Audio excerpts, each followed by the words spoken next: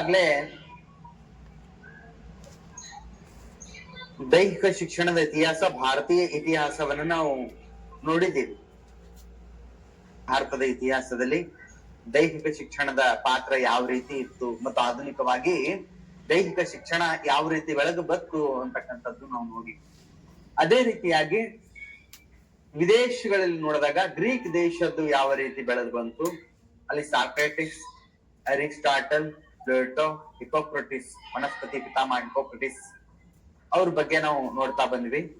ಅದೇ ರೀತಿಯಾಗಿ ರೋಮ್ ದೇಶದ ಬಗ್ಗೆಯೂ ಕೂಡ ನೋಡ್ಕೊಂತ ಬಂದಿವಿ. ರೋಮನ್ಸ್ ಇಟ್ಲಿ ದೇಶದ ಬಗ್ಗೆನೂ ಕೂಡ ನಾವು ನೋಡ್ಕೊತಾ ಬಂದಿದ್ದೀವಿ. ಅದೇ ರೀತಿಯಾಗಿ ಇನ್ನೊಂದು ದೇಶ ಯಾವುದು ಅಂತಂದಾಗ, ರಂಜಿತ್ ಅವರೇ ನಮಸ್ಕಾರ, ಎಲ್ರಿಗೂ ಮಧ್ಯಾಹ್ನದ ನಮಸ್ಕಾರಗಳು. ಅದೇ ರೀತಿಯಾಗಿ ದೈಹಿಕ ಶಿಕ್ಷಣದ ಇತಿಹಾಸದಲ್ಲಿ ದೈಹಿಕ ಶಿಕ್ಷಣಕ್ಕೆ ಅದೇ ರೀತಿಯಾದಂತ ಕೊಡುಗೆಯನ್ನು ನೀಡಿರ್ತಕ್ಕಂತ ಮತ್ತೊಂದು ದೇಶ ಯಾವುದು ಅಂತಂದ್ರೆ, ಅಂದಾಗ ಜಪಾನ್ ಅಂತ ನಾವು ನೋಡ್ತೀವಿ. ಇಲ್ಲಿ ಜಪಾನ್ ಅಂದಾಗ ನಮಗೆ ನೆನಪಿಗೆ ಬರ್ತಕ್ಕಂಥದ್ದೇ ಯಾವುದು ಅಂದ್ರೆ ಜೂಡೋ. ಜಪಾನ್ ದೇಶದಲ್ಲಿ ಜೂಡೋ ಆಟ ಆಗಿನ ಕಾಲದಲ್ಲಿ ಬೆಳಕಿಯಲ್ಲಿ ಇತ್ತು. ಚೆಂಡನ್ನ ಕಾಲಿನ ಮೂಲಕ ಸುಮಾರು 70 ಪ್ರಕಾರವಾಗಿ ಒದ್ದೆ ಆಟವನ್ನ ಆಡ್ತಾ ಇದ್ರು. ಧನುರ್ವಿದ್ಯೆ ಇತ್ತು, ಕುಸ್ತಿ ಇತ್ತು, ಕುದುರೆ ಕಾಳಗ ಇತ್ತು. ಬಟ್ ಈ ಜಪಾನ್ ದೇಶದಲ್ಲಿ ಅವರದೇ ಆದಂತ ಭಾಷೆಯಲ್ಲಿ ಅವುಗಳನ್ನ ಕರಿತು. ಕುದುರೆ ಕಾಲಕ್ಕೊಂದು ಏನೋ ಒಂದು ಕರಿತು, ಧನುರ್ವಿದ್ಯೆಗೆ ಒಂದ್ ಏನೋ ಒಂದು ಕರಿತಾ ಇದ್ರು. ಬೇಟೆ ಆಡುವುದಿತ್ತು, ಬಿಲ್ಲುಗಾರಿಕೆ ಅಂತಕ್ಕಂಥದ್ದಿತ್ತು. ಈ ರೀತಿ ಜಪಾನ್ ದೇಶದಲ್ಲಿಯೂ ಕೂಡ ಕ್ರೀಡೆ ಬೆಳವಣಿಗೆಯಲ್ಲಿ ಇತ್ತು ಅಂತಕ್ಕಂಥದ್ದು ನೋಡ್ತೀವಿ. ಅದೇ ರೀತಿಯಾಗಿ ಆ ಕ್ರೀಡೆ ಬೆಳೀತಾ 1872ರಲ್ಲಿ ಕರೆಕ್ಟ್ ಆಗಿ ನೀವು ನೋಟ್ ಮಾಡ್ಕೋಬೇಕು. ಎಷ್ಟರಲ್ಲಿ ಅಂತಂದಾಗ 1872ರ ಹೊತ್ತಿಗೆ ಶಾಲೆಗಳಲ್ಲಿ ದೈಹಿಕ ಶಿಕ್ಷಣ ಕಡ್ಡಾಯ ಮಾಡಿದ್ರು. ನೋಡ್ರಿ, ಅವ್ರು ಆಗಿನ ಕಾಲದೊಳಗೆ ನೋಡ್ರಿ 1872ರಲ್ಲಿಯೇ ಅವರು ದೈಹಿಕ ಶಿಕ್ಷಣವನ್ನ ಶಾಲೆಗಳಲ್ಲಿ ಕಡ್ಡಾಯ ಮಾಡಿದ್ರು. ಅಲ್ಲಿ ವಿಲಿಯಂ ಕ್ಲರ್ಕ್ ಅಂತಕ್ಕಂತ ಇಂಗ್ಲಿಷ್ ಟೀಚರ್ ಇದ್ದ. ಆತ ಟ್ರ್ಯಾಕ್ ಅಂಡ್ ಫೀಲ್ಡ್ ಚಟುವಟಿಕೆಗಳಲ್ಲಿ ತೊಡಗಿಕೊಂಡಿದ್ದ ಮತ್ತು ಮಕ್ಕಳನ್ನ ಆ ಟ್ರ್ಯಾಕ್ ಅಂಡ್ ಫೀಲ್ಡ್ ಚಟುವಟಿಕೆಯಲ್ಲಿ ತೊಡಗಿಸ್ತಾ ಇದ್ದ. ಆಟವನ್ನ ಆತ ಆಡಿಸ್ತಾ ಇದ್ದ. ಆದ್ರೆ ನಮ್ಮ ಭಾಗದಲ್ಲಿ ಇರ್ತಕ್ಕಂಥ ಇಂಗ್ಲಿಷ್ ಟೀಚರ್ಗಳು PT ಪೀರಿಯಡ್ ಅನ್ನ ಅವರು ಒಂದು ತಗೊಂಡು ಸಿಲೆಬಸ್ ಮುಗಿಸೋಕ್ ನೋಡ್ತಾರೆ. ಅದೇ ರೀತಿ ನಂತರ ಜಪಾನ್ ನಲ್ಲಿ ಬೆಳಿತಾ ಈ 44ರಿಂದ 51 ಆ ಮೆಡಲ್ ಅಲ್ಲಿ YMCA ಹುಟ್ಟಿಕೊಂಡಿರ್ತದೆ. ಆ YMCA ಇಂದ ಈ ಜಪಾನ್ ದೇಶದಲ್ಲಿ ವಾಲಿಬಾಲ್, ಬಾಸ್ಕೆಟ್ ಬಾಲ್ ಆ ಆಟಗಳೇನ್ ಮಾಡ್ತಾರಪ್ಪ ಅಂತಂದ್ರಿ, ಇವ್ರು ತಮ್ಮ ದೇಶಕ್ಕ ತಗೊಂಡು ಹೋಗ್ತಾರ. ಅಲ್ಲಿ ಆಟವನ್ನ ಮಕ್ಕಳಿಗೆ ಕಲಿಸ್ತಾರ, ತಾವು ಆಡ್ತಾರ ಅಂತಕ್ಕಂಥದ್ದನ್ನ ನಾವು ನೋಡ್ತೀವಿ. ಮತ್ತ 1830ರಲ್ಲಿ ಸೈನಿಕ ತರಗತಿಗಳಿಗೆ ಜಿಮ್ನಾಸ್ಟಿಕ್ ಅನ್ನ ಅಳವಡಿಸಲಾಯಿತು. ಸೈನಿಕ ತರಬೇತಿಯನ್ನ ಪಡಿಬೇಕಂದ್ರ ಆತ ಜಿಮ್ನಾಸ್ಟಿಕ್ ಆತನಿಗೆ ಬರಬೇಕಾಗಿತ್ತು. ಅವನಿಗೆ ಅಥವಾ ಸೈನಿಕ ತರಬೇತಿಯಲ್ಲಿ ಆಯ್ಕೆ ಆದವನಿಗೆ ಜಿಮ್ನಾಸ್ಟಿಕ್ ಕಲಿಸ್ತಾನೆ ಇದ್ರು. ದ್ವಿತೀಯ ಮಹಾಯುದ್ಧದ ನಂತರ ನೋಡ್ರಿ, ಜಗತ್ತು ಕಂಡಿರ್ತಕ್ಕಂತ ಘನಘೋರ ಯುದ್ಧಗಳಲ್ಲಿ ಮೊದಲನೇ ಮಹಾಯುದ್ಧ ಮತ್ತು ಎರಡನೇ ಮಹಾಯುದ್ಧ, ಜಪಾನ್ ಕಂದ್ರ ಬಿಸಿ ಬಹಳ ತಟ್ಟಿತ್ತು. ಅವಾಗ ಆ ಬಿಸಿ ತಟ್ಟಿದ ನಂತರ ಮಹಾಯುದ್ಧದ ನಂತರ ಪ್ರಾಥಮಿಕ ಶಾಲೆಗಳಲ್ಲಿಯೂ ಕೂಡ ದೈಹಿಕ ಶಿಕ್ಷಣವನ್ನ ಅಳವಡಿಸ್ಕೊಂತ ಬಂದ್ರು. ಪ್ಲಾಸ್ಟಾನಿಕ್ ಅಂತಕ್ಕಂತ ಹಗುರವಾದಂತ ಉಪಕರಣಗಳನ್ನ ತಗೊಂಡು ಎತ್ತುವುದು, ಇಳಿಸುವುದು ಪ್ರಾಥಮಿಕ ಶಾಲೆಯಲ್ಲಿ ಸಣ್ಣ ಪುಟ್ಟ ಜಿಮ್ನಾಸ್ಟಿಕ್ ಚಟುವಟಿಕೆಗಳಲ್ಲಿ ತೊಡಗಿಸ್ತಕ್ಕಂಥದ್ದು ಮಾಡ್ತಾ ಇದ್ರು. ಅದೇ ರೀತಿಯಾಗಿ ತಾಳಬದ್ಧವಾದಂತ ವ್ಯಾಯಾಮಗಳನ್ನ ಕೂಡ ಮಾಡಿಸ್ತಾ ಇದ್ರು ಅವರು. ಜೂಡೋ, ಕುಸ್ತಿ ಈ ರೀತಿ ಪ್ರಾರಂಭವಾದ 1947ರಲ್ಲಿ. 1947ರಲ್ಲಿ ಅಲ್ಲಿ ವಿಶ್ವವಿದ್ಯಾಲಯದಲ್ಲಿ ದೈಹಿಕ ಶಿಕ್ಷಣ ಕಡ್ಡಾಯ ಮಾಡಿದ್ರು. ವಿಶ್ವವಿದ್ಯಾಲಯದಲ್ಲಿನೇ ದೈಹಿಕ ಶಿಕ್ಷಣ ಅವರು ಕಡ್ಡಾಯವಾಗಿ ಮಾಡಿದ್ರು ಅಂತ ನಾವು ನೋಡ್ತೀವಿ. ನಂತರ ನಾವು ನೋಡ್ಕೊಂತ ಹೋದಾಗ 1958ರಲ್ಲಿ ನ್ಯಾಷನಲ್ ಸ್ಟಡಿ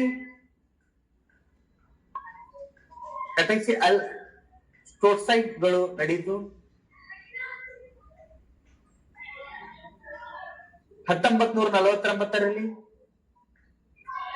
ಸೋಷಿಯಲ್ ಎಜುಕೇಶನ್ ಲಾ ಅಂತಕ್ಕಂಥದ್ದು ಪ್ರಾರಂಭ ಮಾಡಿದ್ರು. 1961ರಲ್ಲಿ ಫೋರ್ ಪ್ರಮೋಷನ್ ಲಾ. 1951ರಲ್ಲಿ ನೋಡ್ರಿ ಏಷ್ಯನ್ ಗೇಮ್ ಅಲ್ಲಿ ಕೂಡ ಅವರು ಭಾಗವಹಿಸಿದ್ರು. 1964ರಲ್ಲಿ ಒಲಿಂಪಿಕ್ ಗೇಮಿಗೆ ಅವ್ರು ಬಂದ್ರು ಅಂತ ನಾವು ನೋಡ್ತೀವಿ. ಅದೇ ರೀತಿಯಾಗಿ ನಮ್ಮ ಚೀನಿಯರು ಅಂತ ನಾವು ನೋಡ್ತೀವಿ. ಈ ಚೀನಿಯರು ಅಂತ ನಾವು ನೋಡಿದಾಗ ಇದು ವೃದ್ಧರ ದೇಶ. ಭಾರತ ನಾವು ಯುವ ರಾಷ್ಟ್ರ ಅಂತ ಕರಿತೀವಿ, ಆದ್ರೆ ಚೀನಿಯನ್ನ ವೃದ್ಧ ರಾಷ್ಟ್ರ ಅಂತ ಕರಿತೀವಿ. ಅಲ್ಲಿ ಮುಪ್ಪು ಅಧಿಕವಾಗಿ ಕಂಡು ಬರುತ್ತೆ ಅಂತಕ್ಕಂಥ ವಿಚಾರ. ಇಲ್ಲಿ ಚೀನಾದಾಗ ಚೌ ಅಂತಕ್ಕಂಥ ರಾಜನ ಮನೆತನ ಜಾರಿಗೆ ಬಂತ್ರಿ. ಚೌ ಅಂತಕ್ಕಂಥ ರಾಜನ ಮನೆತನ ಜಾರಿಗೆ ಬಂತು. ಅಲ್ಲಿ 8 ವರ್ಷದ ಮಗುವಿನಿಂದ 14 ವರ್ಷದ ಮಕ್ಕಳಿಗೆ ವ್ಯಾಯಾಮ ಶಿಕ್ಷಣ ಕಡ್ಡಾಯವಾಗಿತ್ತು. ಅಲ್ಲಿ ದೈಹಿಕ ಶಿಕ್ಷಣ ಅವರಿಗೆ ಕಡ್ಡಾಯವಾಗಿ ಕೊಡ್ತಿತ್ತು. ಆ 14 ವರ್ಷದ ಒಳಗವ್ರದ್ದು ಆ ದೈಹಿಕ ಶಿಕ್ಷಣ ಎಜುಕೇಶನ್ ಮುಗಿದು ಹೋಯ್ತು ಅಂತ ಅರ್ಥ. ಮುಂದೆ ನಮ್ಮಲ್ಲಿ ನಾವು ಮಾಸ್ಟರ್ ಡಿಗ್ರಿ ಯಾವ ರೀತಿ ಮಾಡ್ತೀವಲ್ಲ, ಆ 14 ವರ್ಷದ ನಂತರ ಹೆಚ್ಚಿನ ವಿದ್ಯಾಭ್ಯಾಸ ಪ್ರಾರಂಭವಾಗ್ತಿತ್ತು ದೈಹಿಕ ಶಿಕ್ಷಣದ ಕದಲ್ಲಿ ಸೀನಿಯರಿಗೆ. ಈಗ ನಮ್ಮಲ್ಲಿ 1ನೇತೆ 2ನೇತೆ ಮಕ್ಕಳಿಗೆ ನಾವು ಯಾವ ರೀತಿ ಜಾನಿ ಎಸ್ ಪಪ್ಪ ತಿಂಗಳ ಲಿಸ್ಟ್ ಸ್ಟಾರ್ ಯಾವ ರೀತಿ ಕಲಿಸ್ತೀವಲ್ರಿ, ಅವರು ಆ ಸಣ್ಣ ಮಕ್ಕಳಿಗೆ LKG UKG 1ನೇ ಮಕ್ಕಳಿಗೆ ಮಾರ್ಷಲ್ ಆರ್ಟ್ ಕಲಿಸ್ತಾರ್ರಿ ಅವರು. ನೋಡ್ರಿ, ಆ ದೇಶಕ್ಕೆ ಮಾರ್ಷಲ್ ಆರ್ಟ್, ಕರಾಟೆ, ಕುಂಫು ಅನ್ನ ಕೊಟ್ಟಿರ್ತಕ್ಕಂಥವ್ರು ಭಾರತೀಯರೇ. ಬೋಧಿ ಧರ್ಮ ಇರಲಿ. ತದನಂತರ ಕತ್ತಿ ವರಸೆ, ಭಾರ ಎತ್ತುವುದು, ಬಿಲ್ಲುಗಾರಿಕೆ ಅಲ್ಲಿ ಅವರು ಪ್ರಾವೀಣ್ಯತೆಯನ್ನ ಪಡೆದ್ರು ಅಂತ ನಾವು ನೋಡ್ತೀವಿ. ಅವರು ಈ ವಿದ್ಯೆಗಳನ್ನ ಒಂದು ರಾಜ್ಯದ ಮೇಲೆ ಎತ್ತಿಕಟ್ಟು ಹೋಗುವುದಾಗಿರಬಹುದು, ಒಂದು ರಾಜ್ಯದ ಮೇಲೆ ಹೋರಾಟ ಮಾಡುವುದಾಗಿರಬಹುದು, ಅದಕ್ಕಾಗಿ ಇವರು ಬಳಸ್ತಾ ಇದ್ರು ಅಂತ ನೋಡ್ತೀವಿ. ಯಾವ ಮನೆತ ಅಂದ್ರೆ ಚೌ ಮನೆತ. ಅದಾದ ನಂತರ ಟಾಂಗ್ ಮನೆತನ ಅಂತ ಹೇಳಿ ಇನ್ನೊಂದು ಮನೆತನ ಬರುತ್ತೆ. ಅವರು ಕಸರತ್ತುಗಳಿಗೆ, ಭಾರ ಎತ್ತುವುದಕ್ಕೆ, ನಾವು ಭಾರ ಎತ್ತಬೇಕು, ದುಡಿಬೇಕು ಅಂದ್ರೆ ಬಲಿಷ್ಠರಾಗಬೇಕು ಅಂತಂದ್ರ ವ್ಯಾಯಾಮವನ್ನ ಮಾಡಬೇಕು ಅಂತ ಹೇಳಿ ಟಾಂಗ್ ಮನೆತನದವರು ವ್ಯಾಯಾಮ ಕ್ರಿಯೆಯನ್ನ ಪ್ರಾರಂಭ ಮಾಡ್ತಾರೆ. ಅವರು ಅದರೊಂದಿಗೆ ಕುಸ್ತಿ ಆಟವನ್ನ ಆಡ್ತಾ ಇದ್ರು, ಕುದುರೆ ಸವಾರಿಯನ್ನ ಮಾಡ್ತಿದ್ರು ಮತ್ತು ಸಂಗೀತದ ಅಭ್ಯಾಸವನ್ನ ಮಾಡ್ತಿದ್ರು. ಮನುಷ್ಯನ ಮನೋ ಉಲ್ಲಾಸ ಆಗಬೇಕು ಅಂತಾದ್ರೆ ಸಂಗೀತ ಅವಶ್ಯಕ ಅಂತವರು ನಂಬಿದ್ರು. ಯಾವ ಮನಸ್ಸು ಪ್ರಬುದ್ಧವಾಗಿರುತ್ತದೋ ಆ ದೇಹ ಪ್ರಬುದ್ಧವಾಗಿರುತ್ತದೆ. ಮತ್ತು ಮನಸ್ಸು ಪ್ರಬುದ್ಧವಾಗಿರಬೇಕಾದ್ರೆ ಸಂಗೀತ ಅಷ್ಟೇ ಮುಖ್ಯ. ಸಂಗೀತದ ಜ್ಞಾನ ಇರಬೇಕು. ನೋಡ್ರಿ, ಅದೇ ರೀತಿಯಾಗಿ ಮಂಗೋಲರು ಅಂತಕ್ಕಂಥದ್ದು ಬರ್ತದೆ ನೋಡ್ರಿ. ನಮ್ಮ ದೆಹಲಿಯ ಸುಲ್ತಾನರು ಮಂಗೋಲರು ಅಂದ್ರೆ ಎದ್ದು ಕುಂದಿರ್ತಿದ್ರು. ಅವ್ರು ಮಂಗೋಲರು ಬಂದ್ರು, ಚಂಗೇಜ್ ಖಾನ್ ಬಂದಾನ ಅಂತಂದ್ರ ನಡಗ್ ಬಿಡ್ತಾ ಇದ್ರು. ಅಂತ ಬಲಿಷ್ಠ ಸೈನ್ಯವನ್ನ ಹೊಂದಿರತಕ್ಕಂಥವ್ರು ಈ ಮಂಗೋಲರು ಅಂತ ನೋಡ್ತೀವಿ. ಏನಿಲ್ರಿ, ಅವ್ರ ಬಲ್ಲಿ ಇರುವಿದ್ದಂಗೆ ಸೈನ್ಯ ಇತ್ತು. ಅವ್ರ ಬಲ್ಲಿ ಒಂದು ರಾಜ್ಯದ ಮೇಲೆ ಆಕ್ರಮಣ ಮಾಡ್ಬೇಕು ಅಂತಂದ್ರ ಭಾರಿ ವಿಕೃತವಾದಂತ ಆಕ್ರಮಣವನ್ನ ಈ ಮಂಗೋಲರು ಮಾಡ್ತಾ ಇದ್ರು ಅಂತ ನೋಡ್ತೀವಿ. ಈ ಚೀನಾ ದೇಶದೊಳಗ ಅಲ್ಲಿ ಯೂಚಿಗಳು ಮತ್ತು ಹೂಣರು ಅಂತ ಹೇಳಿ ಎರಡು ಮನೆತನಗಳು ಇರ್ತಾವೆ. ಯೂಚಿಗಳು ಮತ್ತು ಹೂಣರು ಅಂತ ಹೇಳಿ ಎರಡು ಮನೆತನ ಚೀನಾ ದೇಶದಲ್ಲಿ ಇರ್ತಾವೆ. ಯೂಚಿಗಳಿಗೆ ಹೂಣರು ಯಾವ ರೀತಿ ಹುಡಿದಿದ್ರು ಅಂತಂದ್ರ,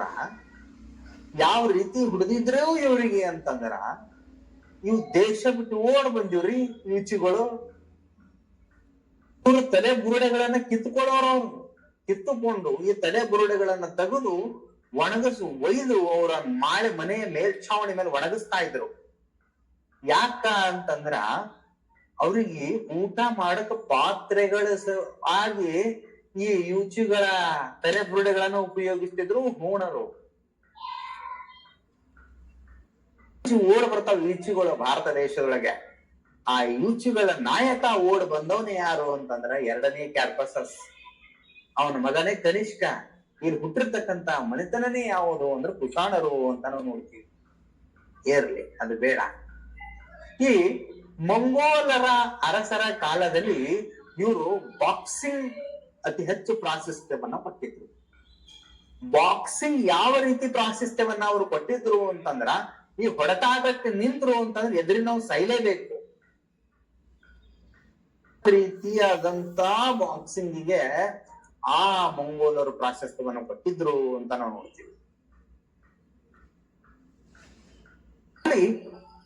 ಬಾಂಗ್ ಶೆಂಪುಂಗ್ ಅಂತ ಒಬ್ಬ ಬರ್ತಾನೆ. ಬಾಂಗ್ ಶೆಂಪುಂಗ್ ಅಂತಕ್ಕಂತ ಒಬ್ಬ ವ್ಯಕ್ತಿ ಬರ್ತಾನೆ, ಮಂಗೋಲರ ನಾಯಕ, ಈ ಚಂಗೇಜ್ ಖಾನ್ ಇದ್ದಂಗ. ಅವನ ಮೇಲೆ ಮೀನು ಹಿಡಿಯುವುದು. ಆ ಸಮುದ್ರದೊಳಗ ಎಷ್ಟೇ ನೀರಿರ್ಲಿ, ಏನೇ ಇರ್ಲಿ, ಹೋಗಿ ಮೀನ್ ಹಿಡಿಬೇಕು. ಯಾರು ಅತಿ ಹೆಚ್ಚು ಮೀನುಗಳನ್ನ ಹಿಡಿದು ತರ್ತಾರ ನೋಡ್ರಿ, ಅವ್ರು ಗೆದ್ದಂಗ. ರೀತಿಯಾಗಿ ಆರೋಗ್ಯಕ್ಕಾಗಿ ಕಾಂಪು ಎಂಬ ವ್ಯಾಯಾಮವನ್ನ ಅವರು ಮಾಡ್ತಾ ಇದ್ರಂತ. ಆ ವ್ಯಾಯಾಮ ಹೊಟ್ಟೆಗೆ ಮತ್ತು ಬೆನ್ನಿಗೆ ಸಂಬಂಧಪಟ್ಟದ್ದು ಇತ್ತು ಅಂತಕ್ಕಂಥ ಕುರುಹುಗಳು. ಅದು ಹೆಂಗ್ ಮಾಡ್ತಿದ್ರು ಗೊತ್ತಿಲ್ಲ. ಅದೇ ರೀತಿಯಾಗಿ ಸರಿಯಾಗಿ ನೆನಪಿಟ್ಟುಕೊಳ್ಳ್ರಿ, ಇದು ಕೇಸೆಟ್ ಅಲ್ಲಿ ಬಂದಿದೆ ಅಂತ ಕೇಳ್ಪಟ್ಟಿದ್ದೀನಿ ನಾನು. ಗುರ್ಕುನ್ ಎಂಬ, ನೆನಪಿಟ್ಟುಕೊಳ್ಳಿ ದಯವಿಟ್ಟು, ಗುರ್ಕುನ್ ಎಂಬ ದೇಹವರ್ಧಕ ವ್ಯಾಯಾಮ ಪ್ರಚಾರದಲ್ಲಿತ್ತು. ಈ ಗುರ್ಕುನ್ ಎಂಬ ವ್ಯಾಯಾಮ ಯಾವ ದೇಶದವರಿಗೆ ಸಂಬಂಧಪಟ್ಟಿದೆ ಅಂತಂದಾಗ ಚೈನಿಯ ಮಂಗೋಲರಿಗೆ ಸಂಬಂಧಪಟ್ಟಿದೆ ನೋಡ್ರಿ. ಇದು ಆಧುನಿಕ ಕಾಲದಲ್ಲಿ ತದನಂತರ 1939ರಲ್ಲಿ ನಗರದಲ್ಲಿ ಸಾರ್ವಜನಿಕ ಕ್ರೀಡಾ ಮೈದಾನ ಇರಬೇಕು ಎಂಬ ನಿಯಮವನ್ನ ಈ ಮಂಗೋಲರು ಜಾರಿಗೆ ತಂದಿದ್ರ. ಅದೇ 1949ರಲ್ಲಿ ನಡೆದ ಕಮ್ಯುನಿಸ್ಟ್ ಕ್ರಾಂತಿಯ ಪೀಪಲ್ಸ್ ರಿಪಬ್ಲಿಕ್ ಆಫ್ ಬೋಯಾನಾ ಎಂಬ ಸರ್ಕಾರ ಬತ್ತವಾಗ ಆಗ ಅಲ್ ಬೋಯಾನಾ ಅಥ್ಲೆಟಿಕ್ ಫೆಡರೇಷನ್ ಅನ್ನ ಪ್ರಾರಂಭವಾಯಿತು ಅಂತ ನೋಡ್ತೀವಿ. ಹೀಗಾಗಿ ಮಂಗೋಲರು 1951ರಲ್ಲಿ ಅನೇಕ ಕ್ರೀಡೆಗಳಲ್ಲಿ ಅವರು ಕೂಡ ಪಡ್ಕೊಂಡ್ರು. ಆ ದೇಶದ ಕ್ರೀಡಾ ವ್ಯವಸ್ಥೆ ಈ ರೀತಿ ಜಾರಿಯೊಳಗೆ ಬಂತು ಅಂತ ನಾವು ನೋಡ್ತೀವಿ. ಅಲ್ಲಿ ರಸಿಯಾ ಅಂತ ಆಗ್ಯದ, ರಷ್ಯಾ ಅಂತ ನಾವು ನೋಡೋಣ. ನಾವು ರಷ್ಯಾ ಅಂತಂದಾಗ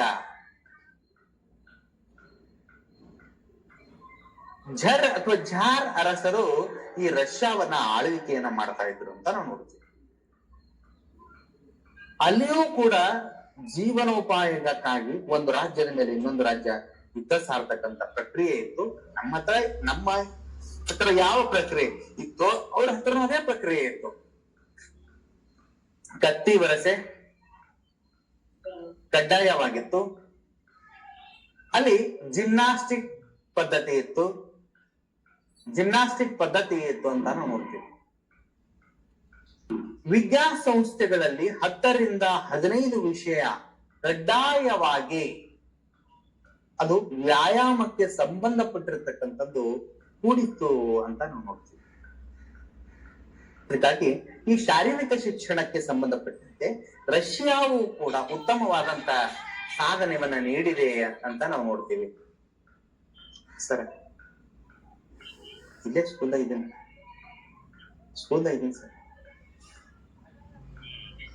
ಹಾ ಸರ್,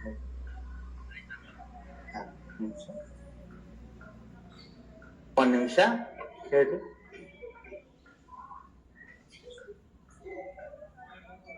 ಏನ್ರಿ ಇದು?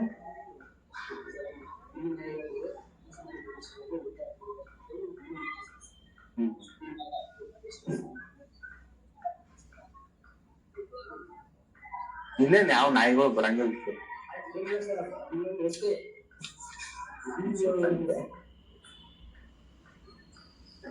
ಒಂದ್ ನಿಮಿಷ ಕ್ಷಮೆ ಇರ್ಲಿ.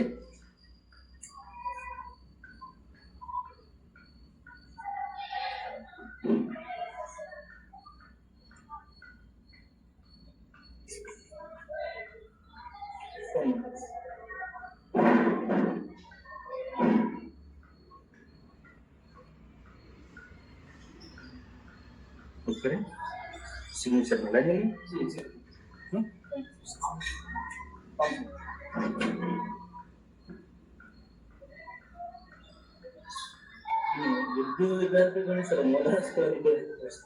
ಇದು ಇಂಗ್ಲಿಷ್ ಮೀಡಿಯಂ ರೀ. Sorry, government English medium school. Okay, thank you sir. ತನ್ನ ಹೇಳಿ ನಿಮ್ಮದು.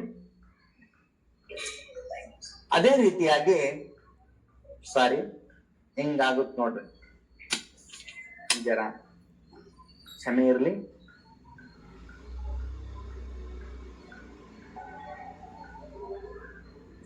ಈ ರಷ್ಯಾ ದೇಶದಲ್ಲಿ ನಾವು ಮುಂಜಾನೆ ಯಾವ ರೀತಿ ಪ್ರೇಯರ್ ಅನ್ನ ಮಾಡಿಸ್ತೀವಿ ನೋಡ್ರಿ, ಆ ರೀತಿ ಈಗಲೂ ಕೂಡ ನೀವು ಯೂಟ್ಯೂಬ್ ಅಲ್ಲಿ ನೋಡ್ಬೋದು. ಈಗಲೂ ಕೂಡ 15 ನಿಮಿಷವಾಗಿ ಅವರು ಕರಾಟೆ ಪ್ರಾಕ್ಟೀಸ್, ಕುಂಫು ಪ್ರಾಕ್ಟೀಸ್ ಅಥವಾ ವ್ಯಾಯಾಮದು ಅಥವಾ ಜಿಮ್ನಾಸ್ಟಿಕ್ ಪ್ರಾಕ್ಟೀಸ್ ಅನ್ನ 15 ನಿಮಿಷ ಮಾಡೇ ಒಳಗ್ ಬಿಡುತ್ತಾರೆ ಅವರು. ಈ ರೀತಿ ವ್ಯವಸ್ಥೆ ರಷ್ಯಾ ದೇಶದಲ್ಲಿದೆ. ಅದೇ ರೀತಿಯಾಗಿ ಅಮೆರಿಕಾ ದೇಶ ಅಂತ ನಾವು ನೋಡ್ಕೊಂಡು ಹೋದಿವಿ ಅಂತಂದ್ರೆ ಜಗತ್ತಿನ ದೊಡ್ಡ ಅಣ್ಣ ಅಥವಾ ಪ್ರಬುದ್ಧ ರಾಷ್ಟ್ರ ಅಂತ ನಾವು ಈ ರಾಷ್ಟ್ರವನ್ನ ಬಣ್ಣಿಸಲಾಗುತ್ತೆ ಜಗತ್ತಿನಲ್ಲಿ. 1836ರಲ್ಲಿ ಬೋಸ್ಟನ್ ನಲ್ಲಿ ಒಂದು ಜಿಮ್ನಾಸ್ಟಿಕ್ ಅನ್ನ ಪ್ರಾರಂಭಿಸಲಾಯಿತು. ಎಲ್ಲಿ ಅಂತಂದ್ರೆ ಅಮೆರಿಕಾ ದೇಶದಲ್ಲಿ. ಆ ಸರ್ಕಾರ ಪ್ರಾರಂಭ ಮಾಡುತ್ತೆ. ಅಲ್ಲಿ ವಿಲಿಯಂ ಜಾರ್ಜ್ ಅಂತಕ್ಕಂಥ ಒಬ್ಬ ವ್ಯಕ್ತಿ 1851ರಲ್ಲಿ ಬೋಸ್ಟನ್ ಎಂಬುವಲ್ಲಿ YMC ಸಂಸ್ಥೆಯನ್ನ ಸ್ಥಾಪಿಸ್ತಾರೆ. ನೆನಪಿನಲ್ಲಿ ಇಟ್ಟುಕೊಳ್ರಿ, ದಯವಿಟ್ಟು ನೆನಪಲ್ಲಿ ಇಟ್ಟುಕೊಳ್ರಿ. YMCA ಏನದ ನೋಡ್ರಿ, ಇದು 1844ರಲ್ಲಿಯೇ ಚಾಲ್ತಿಯಲ್ಲಿತ್ತು, ಅಧಿಕೃತವಾಗಿ ಇರಲಿಲ್ಲ. 51ಕ್ಕೆ ಏನಾಯ್ತಪ್ಪ ಅಂದ್ರೆ ಇದು ಅಧಿಕೃತತೆಯನ್ನ ಪಡಿತು ಅಂತ ನಾವು. ಕ್ರಿಶ್ಚಿಯನ್ ಯುವಕರ ಒಂದು ಪಡೆಯಾಗಿತ್ತು. ಅಲ್ಲಿ ಎಲ್ಲ ಕ್ರಿಶ್ಚಿಯನ್ ಯುವಕರಿದ್ರು. ಯುವಕರಿಗೆ ಅಲ್ಲಿ ಮೂಲವಾಗಿ ಶಿಕ್ಷಣ ಒದಗಿಸಬೇಕು, ಮತ್ತೆ ಬೈಬಲ್ ಪಠಿಸಬೇಕು ಒಗ್ಗಟ್ಟಾಗಿ ಅನ್ನುವುದಕ್ಕೋಸ್ಕರವಾಗಿನೇ YMCA ಹುಟ್ಟಿದ್ದು. ನೆನಪಿರ್ಲಿ, ಕನ್ಫ್ಯೂಸ್ ಮಾಡ್ಕೋಬೇಡ್ರಿ. YMCA ಇದು ಸ್ಪೋರ್ಟ್ಸ್ ಅಸೋಸಿಯೇಷನ್ ಇರ್ಲಿಲ್ಲ ಮೊದಲು. ಇದು ಏನಾಗಿತ್ತು ಅಂದ್ರೆ ಧರ್ಮ ಪ್ರಚಾರ. ಇದರ ಮೂಲ ಉದ್ದೇಶನೇ ಧರ್ಮ ಪ್ರಚಾರ ಆಗಿತ್ತು YMCA ಅದು. ಅನಂತರ ದಿನಗಳಲ್ಲಿ ಆ YMCA ಏನ್ ಮಾಡ್ತು ಅಂತಂದ್ರ ಶಾರೀರಿಕ ಶಿಕ್ಷಣಕ್ಕೂ ಕೂಡ ಒತ್ತು ಕೊಟ್ಕೊಂತ ಹೋಯ್ತು.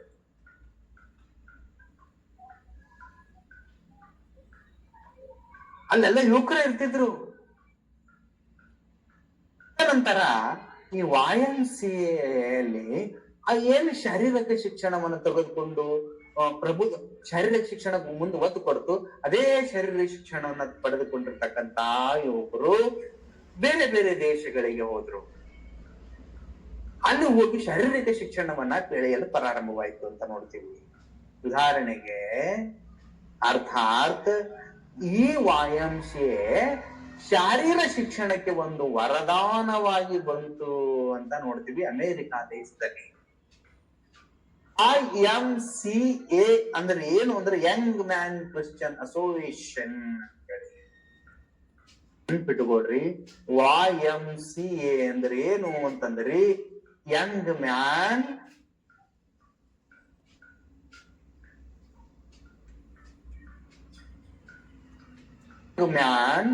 ಕ್ರಿಶ್ಚಿಯನ್ ಅಸೋಸಿಯೇಷನ್ ಅಂತ ಹೇಳಿ ಅಂತ ನಾವು ನೋಡ್ತೀವಿ.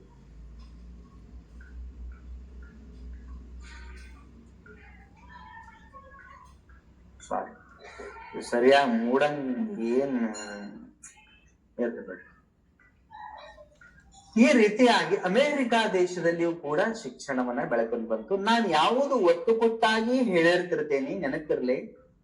ಆ ವಿಚಾರ ಈಗಾಗಲೇ ಪ್ರಶ್ನೆ ಆಗಿರುತ್ತೆ, ಕ್ವಶನ್ ಆಗಿರುತ್ತೆ ಅಂತ ನೆನಪಿಟ್ಕೊಳ್ರಿ. ಅದನ್ನು ನೀವು ಕರೆಕ್ಟ್ ಆಗಿ ನೋಟ್ ಮಾಡ್ಕೊಂತ ಹೋಗ್ಬೇಕು ಅಂತ ಇರ್ಲಿ. ಅದೇ ರೀತಿಯಾಗಿ ಈ HC ಬಕ್ ಅಂತಕ್ಕಂಥವ್ರು ಒಬ್ಬರು ಬರ್ತಾರೆ. ಬಕ್ ಅಂತಕ್ಕಂಥವ್ರು HC ಬಕ್.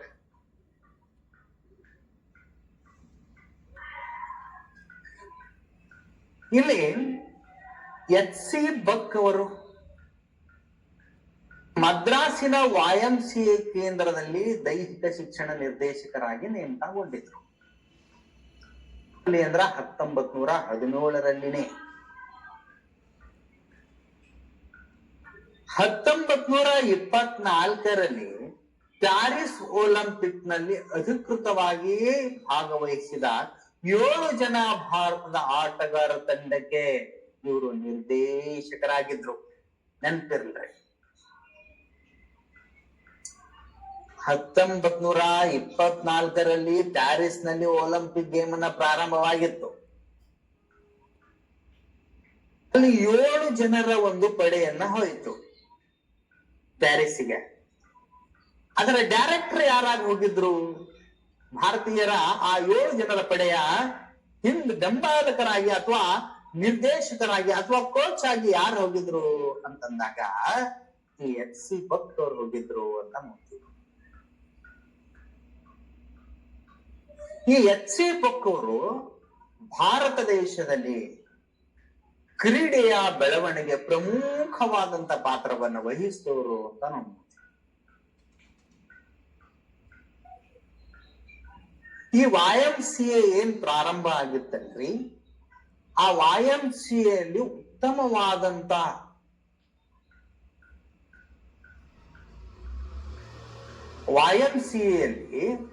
ಉತ್ತಮವಾದಂತ ಸಂಜಯ್ ಅವರೇ HC ಬುಕ್ ಅಲ್ರಿ, HC ಬಕ್ಕೆ ಆತ ಬಕ್.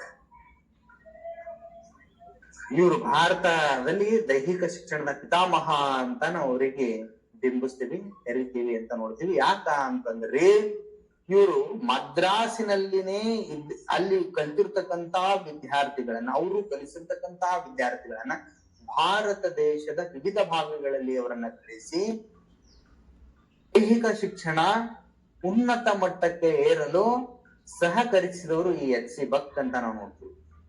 ಅದಕ್ಕಾಗಿ ಯಾರ ಕಾಲಘಟ್ಟದಲ್ಲಿ ದೈಹಿಕ ಶಿಕ್ಷಣಕ್ಕೆ ಉತ್ತಮವಾದಂತ ಸ್ಥಾನ ಸಿಕ್ತು, ಯಾರ ಘಟ್ಟದಲ್ಲಿ ದೈಹಿಕ ಶಿಕ್ಷಣಕ್ಕೆ ಉತ್ತಮವಾದಂತ ಪ್ರೇರಣೆ ಸಿಕ್ತು ಅಂತಂದ್ರ HC ಬಕ್ ಅವರ ಕಾಲಕ್ಕ ಅಂತ ನಾವು ನೋಡ್ತೀವಿ. ರೀತಿಯಾಗಿ ಸ್ವೀಡನ್ ನೋಡ್ಕೊಂತ ಹೋದ್ವಿ ಅಂತಂದ್ರ ಅಲ್ಲಿ ಶಿಕ್ಷಣ ಅಂತಂದಾಗ ಅದ್ರ ಮೂಲ ಉದ್ದೇಶ ಏನಾಗಿತ್ತು? ಸೈನ್ಯಕ್ಕೆ ಮಾತ್ರ ಸೀಮಿತವಾಗಿತ್ತು. ಸೈನ್ಯಕ್ಕೆ ಮಾತ್ರ ಸೀಮಿತವಾಗಿತ್ತು. ಮತ್ ದೈಹಿಕ ಶಿಕ್ಷಣ ಯಾರಿಗೆ ಕೊಡ್ಬೇಕು ಅಂದ್ರೆ ಸೈನ್ಯಕ್ಕೆ ಸೇರುವವರನ್ನ ಮಾತ್ರ ಕೊಡ್ಬೇಕು ಅನ್ನೋ ಪ್ರಕ್ರಿಯೆವಾಗಿತ್ತು. ದಿನಗಳಲ್ಲಿ ಜನಗಳ ಕಲ್ಯಾಣಕ್ಕಾಗಿಯೂ ಕೂಡ ದೈಹಿಕ ಶಿಕ್ಷಣ ಅಲ್ಲಿ ಜಾರಿಗೆ ಬಂತು ಅಂತ ನಾವು ನೋಡ್ತೀವಿ. ಸರ್ ಹೆನ್ರಿ ಲೀ ಅಂತಕ್ಕಂತ ಒಬ್ಬ ವ್ಯಕ್ತಿ ಅಲ್ಲಿ ಬರ್ತಾರೆ. ಇವರನ್ನ ಸ್ವೀಡನ್ ದೇಶದ ದೈಹಿಕ ಶಿಕ್ಷಣದ ಪಿತಾಮಹ ಅಂತಾನೂ ಕೂಡ ಕರೀತಾರೆ. ನೆನ್ಪಿರ್ಲಿ. ಹಾಗೂ ಯುರೋಪ್ ಶರೀರ ಶಿಕ್ಷಣದ ಪಿತಾಮಹ ಅಂತಾನೂ ಕೂಡ ಕರೀತಾರೆ. ನೆನ್ಪಿರ್ಲಿ. ಸರ್ ಹೆನ್ರಿ ಲಿಂಗ್ ಅಂತಕ್ಕಂಥವರು ಯುರೋಪ್ ಶರೀರ ಶಿಕ್ಷಣದ ಪಿತಾಮಹ ಅಂತ ಕರೀತಾರೆ ಇವರನ್ನ. ಇವರು ಭುಜದಲ್ಲಿ ಕಾಣಿಸಿದ ಗೌಟ್, ಅದು ಗೌಡ್ ಅಂತಾಗಿದೆ, ಗೌಟ್ ಎಂಬ ವೇದನೆ, ಗೌಟ್ ನೋಡ್ರಿ, ಅದು ಗೌಟ ವ್ಯಂಜನ ಮಾಡ್ರಿ, ಗೌಟ್ ಎಂಬ ವೇದನೆ ಅವ್ರಿಗಾಗಿತ್ತು. ಹಾಗೂ ಅವರು ಕ್ಷಯ ರೋಗದಿಂದ ಬಳಲ್ತಿದ್ರು. ಅವರು ವ್ಯಾಯಾಮ, ನೈಸರ್ಗಿಕ ಪದಾರ್ಥಗಳಿಂದ ಗುಣಮುಕ್ತರಾದರು ಅಂತ ನಾವು ನೋಡ್ತೇವೆ. ಅವರು ಅನೇಕ ಪುಸ್ತಕಗಳನ್ನ ಬರೆದಾರೆ. ಸರ್ ಹೆನ್ರಿ ಲಿಂಗ್ ಅಂತಕ್ಕಂಥವ್ರು ಅನೇಕ ಪುಸ್ತಕಗಳನ್ನ ಅವರು ಬರೆದಾರ. ಮ್ಯಾನ್ಯುವಲ್ ಫಾರ್ ಜಿಮ್ನಾಸ್ಟಿಕ್ ಅಂತಕ್ಕಂತ ಒಂದು ಮಹಾನ್ ಗ್ರಂಥವನ್ನ ಬರೆದಾರ ಅಂತ ನೋಡ್ತೀವಿ. ಈ ಗ್ರಂಥಗಳಲ್ಲಿ ಇವ್ರು ಬರೆದಿರ್ತಕ್ಕಂಥ 5 ಗ್ರಂಥದಲ್ಲಿ ಏನೇನದಾವ ಅಂತಂದ್ರ, ಕುತ್ತಿಗೆಯನ್ನ ಯಾವ ರೀತಿ ಹಿಂಬದಿಗೆ ತಗೊಂಡು ಹೋಗ್ಬೇಕು, ಬೆನ್ನನ್ನ ಯಾವ ರೀತಿ ಮಣಿಸ್ಬೇಕು, ಹಾಗೂ ಕೈಗಳನ್ನ ಯಾವ ರೀತಿ ಮಣಿಸ್ಬೇಕು,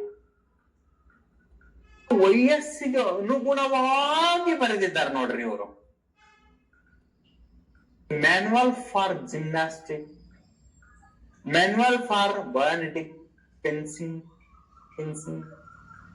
source manual of gymnastic and bayonet fencing, general principal of gymnastic, the gymnastic free exercise of Per Henrik Ling ಅಂತೇಳಿ ಆ 5ನೇ ಏನದಲ್ರಿ, the gymnastic free exercise of Per Henrik Ling ಏನದಲ್ಲ, ಹೌದು, ಅವರು ವೈಯಕ್ತಿಕ ವಿಚಾರಗಳನ್ನ ಏನ್ ಮಾಡ್ಕೊಂಡಾರಪ್ಪ ಅಂದ್ರ ಅದರಲ್ಲಿ ಹೇಳ್ಕೊಂತ ಹೋಗಿದ್ದಾರ ಅಂತ ನಾವು ನೋಡ್ತೀವಿ.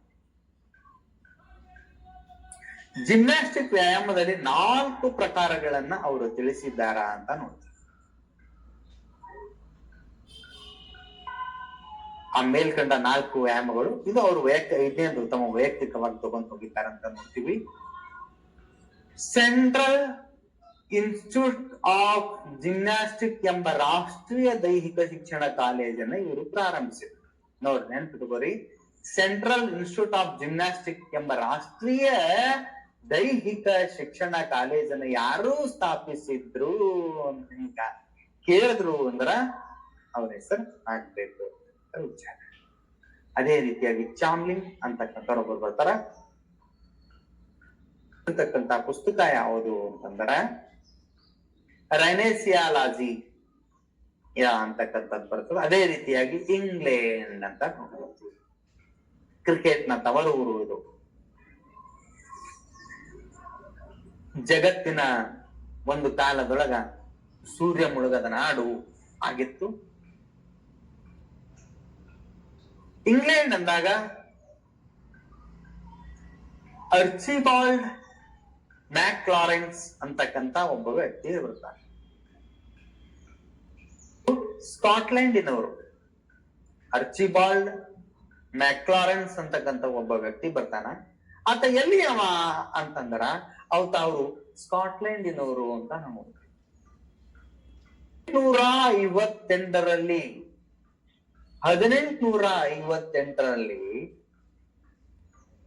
ಜಿಮ್ನಾಸ್ಟಿಕ್ ಅನ್ನ ಅವರು ಪ್ರಾರಂಭಿಸ್ತಾರೆ. ಯಾರು ಅಂದ್ರ ಅರ್ಚಿಬಾಲ್ಡ್ ಮ್ಯಾಕ್ಲಾರೆನ್ಸ್ ಅಂತಕ್ಕಂಥವ್ರು. ಎಲ್ಲಿ? ಆಕ್ಸ್ಫರ್ಡ್ನಲ್ಲಿ ಇರಲಿ.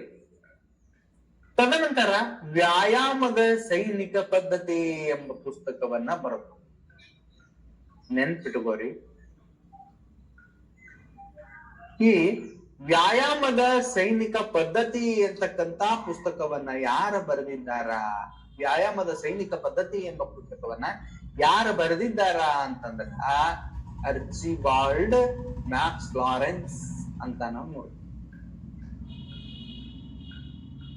ಈಗ ವ್ಯಾಯಾಮದ ರಾಷ್ಟ್ರೀಯ ಪದ್ಧತಿ, ಫೆನ್ಸಿಂಗ್ ಪದ್ಧತಿ ಮತ್ತು ದೈಹಿಕ ಶಿಕ್ಷಣ ಪದ್ಧತಿ ಅಂತಕ್ಕಂಥವು ಆ ಪುಸ್ತಕಗಳನ್ನ ಕೂಡ ಇವರೇ ಬರೆದಿರೋದು ಅಂತ ನಾವು ನೋಡ್ತೀವಿ. ಇವ್ರ ಪುಸ್ತಕಗಳವು ದೈಹಿಕ ವ್ಯಾಯಾಮ ರಾಷ್ಟ್ರೀಯ ಪದ್ಧತಿ ಅಂತಕ್ಕಂಥದ್ದು. ಇದರಲ್ಲಿ ಪರೇಡ್ ಅನ್ನ ಮಾಡ್ತಕ್ಕಂತ ಬಗೆಯನ್ನ ಹೇಳ್ಕೊಡಲಾಗಿತ್ತು ಅಂತಕ್ಕಂಥದ್ದು. ಅದೇ ರೀತಿಯಾಗಿ ಫೆನ್ಸಿಂಗ್ ಪದ್ಧತಿ ಮತ್ತು ದೈಹಿಕ ಶಿಕ್ಷಣ ಪದ್ಧತಿ ಅಂತಕ್ಕಂಥವು ಈ ಬುಕ್ಗಳನ್ನ, ಈ ಪುಸ್ತಕಗಳನ್ನ ಇವರು ಬರೆದಿದ್ದಾರೆ ಅಂತಕ್ಕಂಥದ್ದು.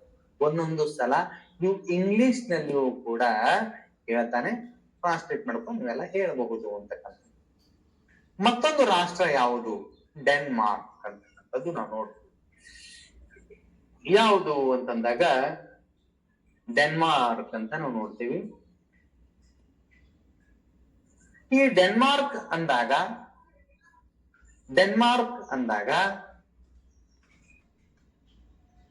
ಇವರು ಜಿಮ್ನಾಸ್ಟಿಕ್ ಮೆನ್ಯುವಲ್ ಅಂತಕ್ಕಂತ ಒಂದು ಬುಕ್ ಅನ್ನ ರೆಡಿ ಮಾಡ್ತಾರೆ. ಡೆನ್ಮಾರ್ಕ್ ದೇಶದವರು ಜಿಮ್ನಾಸ್ಟಿಕ್ ಮೆನ್ಯುವಲ್ ಅಂತಕ್ಕಂತ ಬುಕ್ ಅನ್ನ ಸರ್ಕಾರವೇ ರೆಡಿ ಮಾಡುತ್ತೆ. ರೆಡಿ ಮಾಡಿ ಇಡೀ ಜನತೆಗೆ ಎಲ್ಲಾ ಬುಕ್ ಪುಸ್ತಕವನ್ನ ಹಂಚಿಬಿಡ್ತಾರೆ.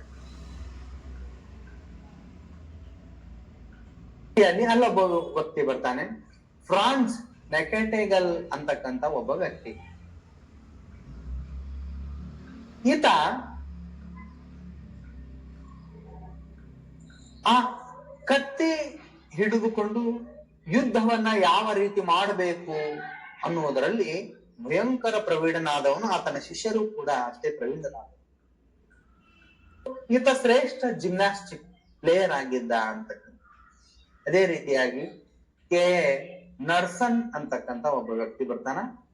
ಅವನದು ಬುಕ್ ಯಾವುದು? ಒಂದು ಟೆಕ್ಸ್ಟ್ ಬುಕ್ ಆಫ್ ಜಿಮ್ನಾಸ್ಟಿಕ್ ಅಂತಕ್ಕಂತ ಬುಕ್ ಬರ್ತದೆ. ಸುಮ್ಮನೆ ಇರ್ಲಿ, ನೆನಪಿಗೆ ಬರ್ಕೊಂಡ್ ಬಿಡ್ರಿ ಅಂತಕ್ಕಂಥ ವಿಚಾರ.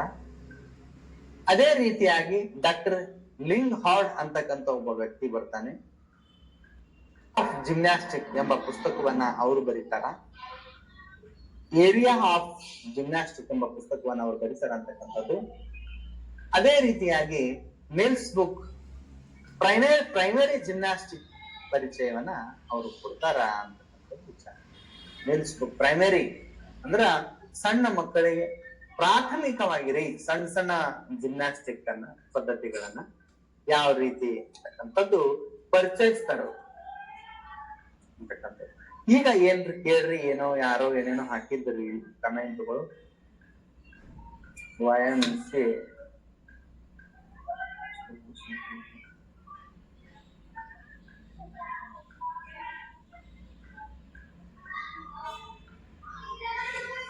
ಕೇಳ್ರಿ, ಏನ್ ಕೇಳ್ತೀರಿ ಕ್ವಶನ್? ನೆಕ್ಸ್ಟ್ ಕ್ಲಾಸ್ ನಾಳೆ ತಗೊಳ್ಳೋಣ. ಒಂದ್ ಸ್ವಲ್ಪ ಒಂದು ಸಣ್ಣ ಕೆಲಸ ಇದೆ ಸ್ಕೂಲ್, ಅದು ಮುಗಿಸ್ಬೇಕಾಗಿತ್ತು. ದಯವಿಟ್ಟು ಏನಾದ್ರು ಏನೋ 1919ರಲ್ಲಿ ಏನು ಅಂತ ಗೊತ್ತಾಗ್ಲಿಲ್ಲ. ಸಂಜಯ್ ಅವರೇ HC ಬಕ್ ಅಂತ ಏನೋ SMS ಮಾಡಿದ್ದೀರಿ, ಏನಾದ್ರು ಕೇಳಿ. ನಿಮಗೆ ಈಗಾಗಲೇ ಸರ್ ಸಿಲೆಬಸ್ ಅನ್ನ ಸೆಂಡ್ ಮಾಡಿದ್ದಾರೆ. ಅದರ ಪ್ರಕಾರವಾಗಿನೇ ನಾನು ನಿಮಗೆ ಕ್ಲಾಸ್ ಅನ್ನ ಹೇಳ್ತಾ ಇದ್ದೇನೆ. ನೀವು ಅದಕ್ಕೆ ಆ ಹಿಸ್ಟ್ರಿ ಅಂದಾಗ ಹಿಸ್ಟ್ರಿ ಅಂಡರ್ಲೈನ್ ಮಾಡ್ಕೊಂತ ಹೋಗ್ಬೇಕು. ಸರ್ ಕ್ಲಾಸ್ ಸ್ಪೀಡ್ ಆಗ್ತಾ ಇದೆ, ನೋಟ್ಸ್ ಮಾಡೋಕೆ ಆಗ್ತಾ ಇಲ್ಲ ಅವ್ರೆ. ನಾನು ನೀವು ನೋಟ್ಸ್ ಯಾವ ರೀತಿ ಮಾಡ್ಕೋತೀರಿ ಅಂತಕ್ಕಂಥದ್ದು ಒಂದು ವಿಚಾರವನ್ನ ನಾನು ನಿಮ್ನ ಹೇಳ್ತೀನಿ ಕೇಳಿ. ಇಂಗ್ಲೆಂಡ್ ದೇಶ ಅಂತಂದಾಗ ನಾನು ಅರ್ಚಿಬಾಲ್ಡ್ ಮ್ಯಾಕ್ಲಾರೆನ್ಸ್ ಅಂತಕ್ಕಂಥವ್ರು ಇರ್ತಾರೆ ಅಂತ ನಿಮಗೆ ಹೇಳೇನಿ. ಸ್ಕಾಟ್ಲೆಂಡ್ ನವರು ಅಂತ ಹೇಳೇನಿ. ನಾ ಇವ್ರು ಸ್ಕಾಟ್ಲೆಂಡ್ ನವರು ಅಂತ ಹೇಳಿ ಸುಮ್ಮನೆ ಹೇಳಿರ್ತೀನಿ. ಅವರು ನಿಜಾನೇ ಇರುತ್ತೆ, ಸುಮ್ಮಲ್ಲರಿ ನಿಜಾನೇ ಇರ್ತದ. ಬಟ್ ಅವ್ರು ಸ್ಕಾಟ್ಲೆಂಡ್ ನವರು ಅಂತ ಹೇಳಿ ಅಂದ್ರೆ ಅವ್ರ ಬಗ್ಗೆದಾಗ ಪೂರ್ವ ಪರಿಚಯ, ಅವರ ಹಿನ್ನೆಲೆ ಅಷ್ಟೇ ರೀ. ಫೌಂಡೇಶನ್ ಹೇಳ್ತೀನಿ ನಾನು ನಿಮ್ಗೆ, ಅದು ಬರ್ಕೊಳ್ಳುವ ಅವಶ್ಯಕತೆ ಇಲ್ಲ. ಈ ವಿಜ್ಞಾನಿಗಳು ಅಥವಾ ಈ ವ್ಯಕ್ತಿಗಳು ಯಾವ ದೇಶದವರು ಅಂತ ಅನ್ನತನ ಯಾವುದೇ ವಿಚಾರಗಳಲ್ಲಿ ಕೇಳೇ ಇಲ್ಲ, ಕೇಳೋದಿಲ್ಲ. ನಾವು ಎಲ್ಲಿ ಹುಡ್ತಾವೋ ಎಲ್ಲಿ ಸಾಯ್ತಾವೋ ಗೊತ್ತಾಗಂಗಿಲ್ಲ. ಸೈನ್ಸಿಸ್ಟ್ಗಳಾಗಿರ್ಬೋದು, ತತ್ವಜ್ಞಾನಿಗಳಾಗಿರ್ಬೋದು, ಎಲ್ಲೋ ಹುಟ್ಟಿರ್ತಾರ, ಅವ್ರು ಎಲ್ಲೋ ಸಾಯ್ತಾರೆ. ಯಾವ ದೇಶದವ್ರು ಅಂತ ಕೇಳಂಗಿಲ್ಲ. ಅದು ಬರ್ಕೋಕ್ ಹೋಗ್ಬೇಡ್ರಿ ನೀವು. ಬುಕ್ ಅದ ನೋಡೋದು ಒಂದೇ ಬರ್ಕೋಬೇಕು. ಅವ್ರ ಬುಕ್ಗಳು ಏನವಲ್ರಿ ಪಟ್ ಪಟ್ ಪಟ್ ಪಟ್ ಬರ್ದಿರ್ಬೇಕು ಅಷ್ಟೇ, ಏನೋ ಬರೆಯೋದಿಲ್ರಿ. ನಾ ಹೇಳ್ತಕ್ಕಂಥ ಸ್ಟೋರಿ ಬರೆಯೋದಿಲ್ಲ. ಇಂಪಾರ್ಟೆಂಟ್ ಇದು ನೋಡ್ರಿ, ನೋಟ್ ಮಾಡ್ಕೋರಿ ಅಂತ ಹೇಳಿ ನಾನ್ ನಿಮ್ಗೆ ಹೇಳಿರ್ತೀನಿ ಅಷ್ಟೇ. ಗೊತ್ತಾಯ್ತು ಅಂತೀನ್ರಿ ಲಕ್ಷ್ಮಿ ಅವರೇ? Yes sir, is right.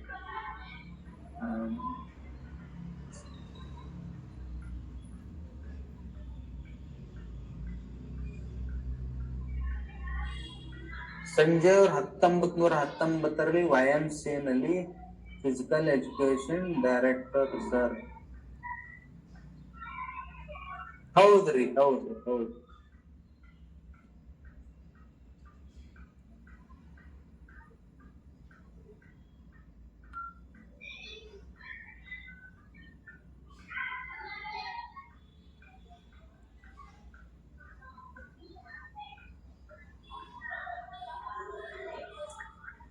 ಅವು